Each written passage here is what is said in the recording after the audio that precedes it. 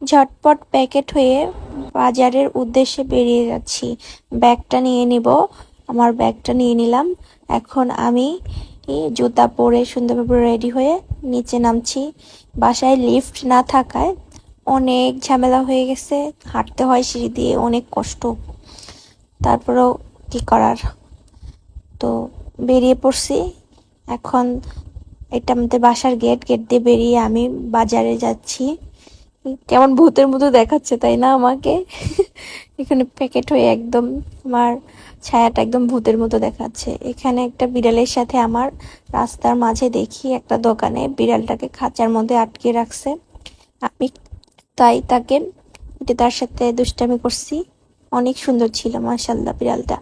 তো আমি বাজারে চলে এসেছি। এটা আমাদের এখানকার পাইকারি বাজার, আর এখান থেকে প্রায় মূলত আমি টুকটাক কেনাকাটা। এখান থেকে আমি একটা মাছ নিয়ে নিয়েছি, প্রায় 450 টাকার মতো পড়েছিল।